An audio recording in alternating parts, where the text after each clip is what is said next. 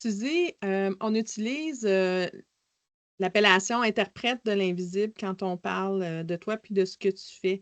Mais dis-moi, qu'est-ce qu'il y a dans l'invisible au juste? En fait, pour que ce soit plus facile à visualiser, je le sépare toujours en 2 groupes. Donc le premier groupe, on a ce que j'appelle les êtres de l'invisible et le deuxième groupe, c'est plus au niveau énergétique.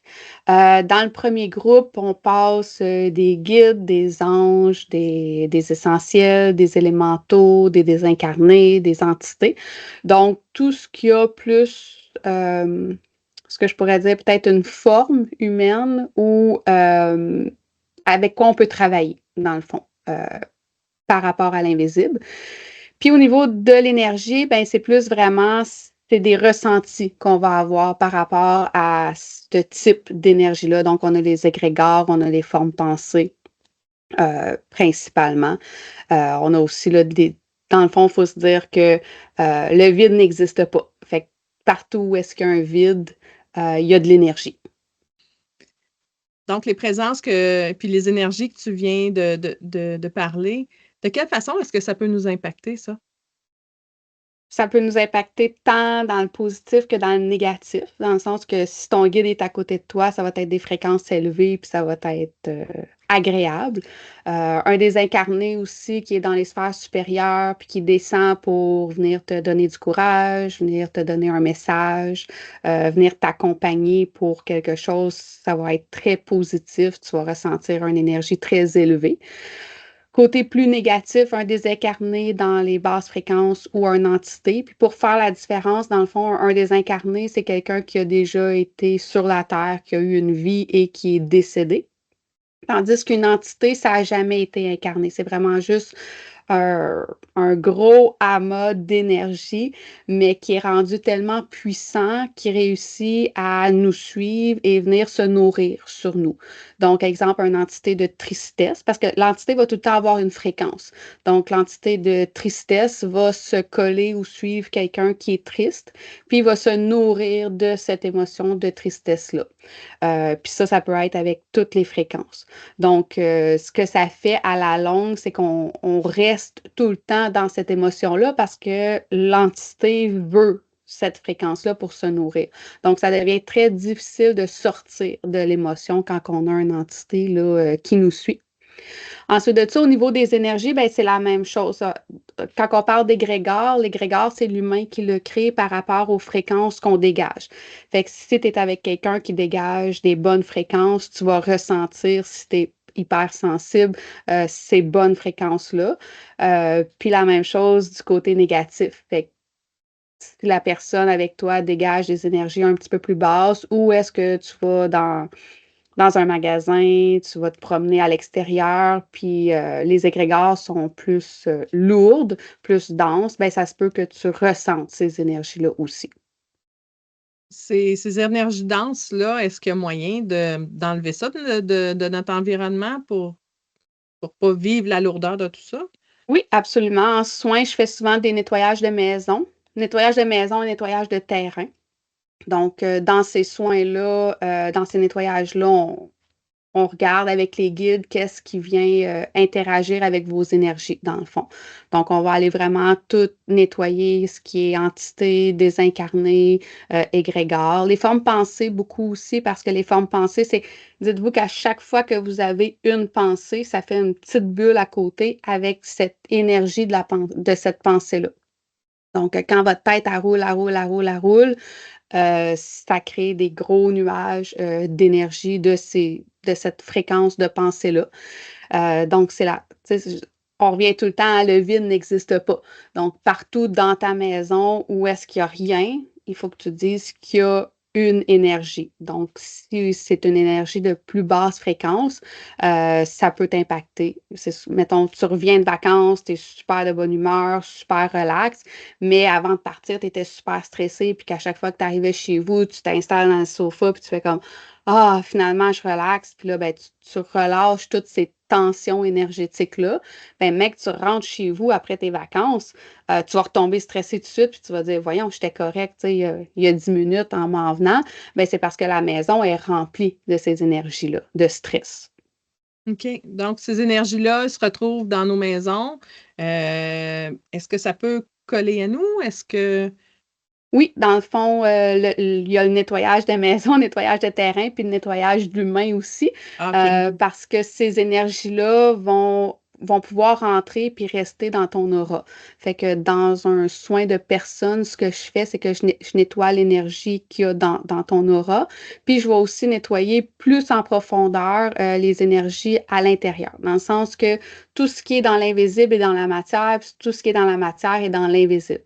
Donc, les couches de l'aura que tu as à l'extérieur, tu les as aussi à l'intérieur. À l'intérieur, c'est sûr qu'on va plus spécifique, dans le sens que quand je nettoie les couches intérieures, mettons, j'arrive à la troisième couche, je peux te dire, OK, vers 7 ans, tu as eu un choc, il est arrivé quelque chose de grave. On arrive à la cinquième, sixième couche, je vais te dire, ben, début vingtaine, tu as eu un deuil, ça a été difficile. Fait qu'on peut tout nettoyer ça, ces émotions-là qui ont resté pris à l'intérieur dans le fond, ou s'il vous reste une prise de conscience à faire pour être capable de passer à d'autres choses, surtout dans le deuil, ben, à ce moment-là, on va être capable de le faire avec vos guides. Quand on arrive à l'extérieur de vous, dans votre aura, là, c'est plus visuel. Je vais voir si tu as eu un accident, je peux voir une bosse, je peux voir un trou, je peux voir une craque. Euh, c'est plus par rapport à qu'est-ce qui est arrivé dans la matière. Donc, on va aller voir qu'est-ce qui reste là-dedans comme énergie, qu'est-ce qui reste là-dedans comme émotion.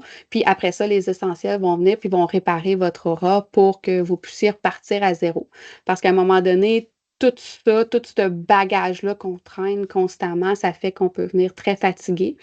Puis ça fait aussi que quand on vit de l'hypersensibilité, nos émotions, c'est des montagnes russes parce que là, on pogne tout parce qu'on est surchargé. Fait qu'un bon nettoyage, là, ça fait du bien. Puis est-ce qu'on a besoin de faire ça à une certaine fréquence, ces nettoyages-là? Est-ce que c'est un besoin qu'on aurait de faire ça plus souvent dans une année ou c'est au besoin? Comment ça fonctionne? Ben, souvent, c'est au besoin, malgré que avec les guides puis les formations aussi, j'emmène beaucoup les gens à être autonomes. Fait on peut vous enseigner à comment le faire. Puis souvent après ça, ben, c'est quand que les clients ils ont un bug, ils sont comme Hey Suzy, il me reste quelque chose en couche intérieure numéro 8, qu'est-ce que c'est? Fait que là, je peux aller juste les aider là, avec ce petit point spécial-là. Mais c'est vraiment selon les besoins, moi, je te dirais. Donc, souvent, quand que je fais un ménage de maison, ça se fait à distance.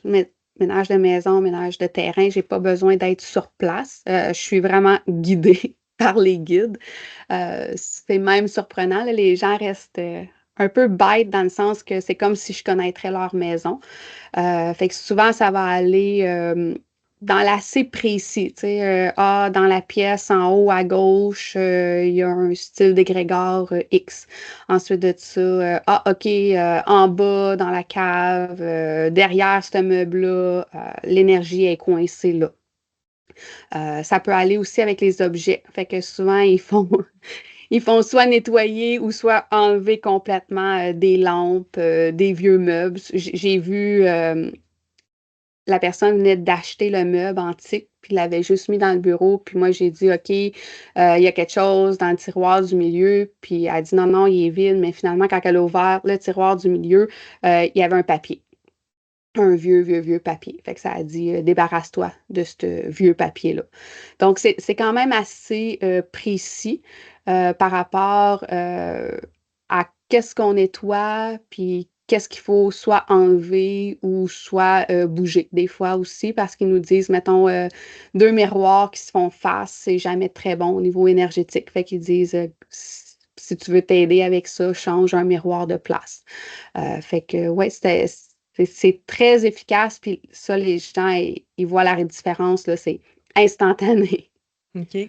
Il y a des gens que même leurs animaux réagissent, ou du moins semblent réagir à quelque chose qu'on ne voit pas. Est-ce que les animaux sont impactés par ça aussi, ces énergies-là? Oui, ben en fait, les animaux n'ont pas d'intellect.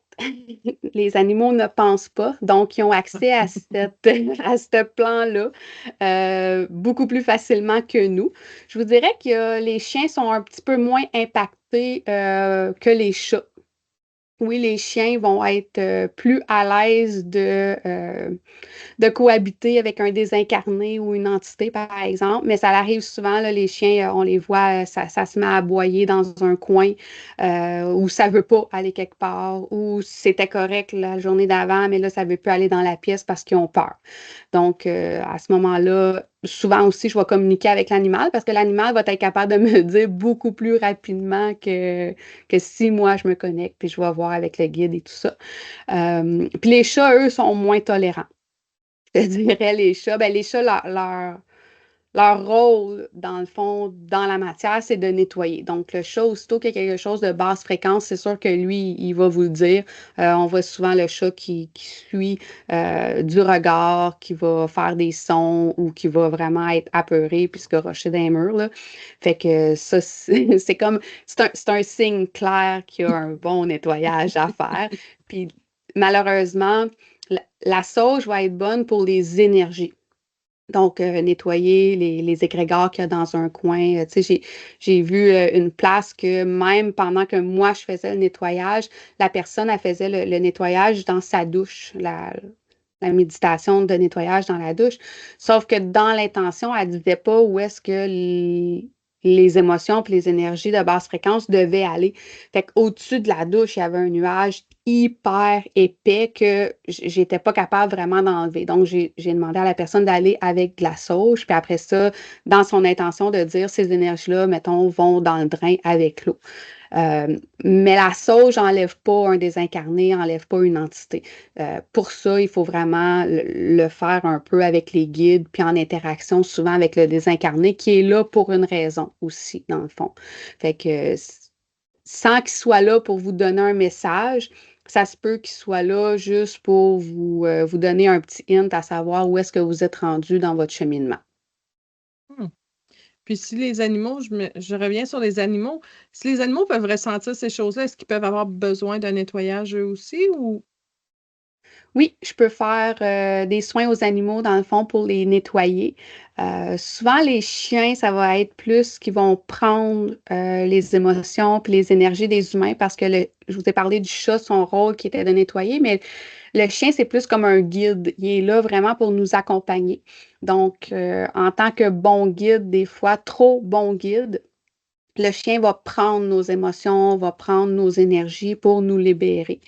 Donc, oui, un bon soin pour les nettoyer, ça fait du bien. C'est sûr, quand les énergies, tu sais, une vieille, vieille, vieille maison qui contient énormément de vécu puis qui a été très difficile à nettoyer, je suggère de nettoyer l'animal aussi pour lui donner un petit coup de pouce. Euh, ça peut pas faire de tort. c'est super? Mais merci beaucoup, Suzy. De rien, merci.